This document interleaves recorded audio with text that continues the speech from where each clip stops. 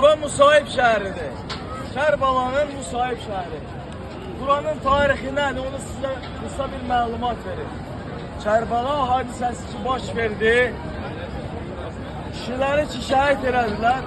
Qadınların xeyməsinə od vuranda Müslüm İbni Əqilin, İmam Hüseyin Aleyhisselamın əmsi oğlu olan Müslümün iki dənə balaca, biri 8 yaşında, biri 10 yaşında olan oğlu həmin o xeymələrə od vurulan zaman qaçırlar.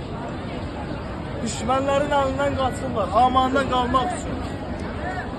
Və üstündən bir müddət keçəndən sonra Yezid fərman verir ki, Müslümün uşaqlarını harada tapsanız, onların başını kəsin.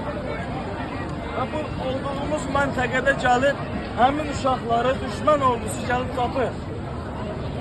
Birinci, balaca uşağın gözünün qabağında böyük qardaşının, yəni Muhammedin, Muhammed böyük olur, İbrahim balaca olur. Muhammedin gözünün qabağında İbrahimi kəsmək istəyirlər. İbrahim deyir ki, birinci mənim gözüm və mənim başımı kəsir. Deyirlər, niyə sən necə qardaşsan ki, öz qardaşının başının kəsilməsinə razı olursan? Deyir, mən ona görə istəmirəm. O məndən yaşda balacadır. Qorxuram ki, sən mənim başımı kəsərsən, o Əlidən dönər. O Əlidən dönməməsi üçün birinci onun başını kəs.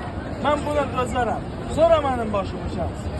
Və düşman lənətullah həmin zaman birinci balaca körpənin başını kəsir. Sonra da böyük qardaşın başını kəsir. Allah'ın lənəti olsun bütün zalim qovumlara. Amin. İnşallah ki burada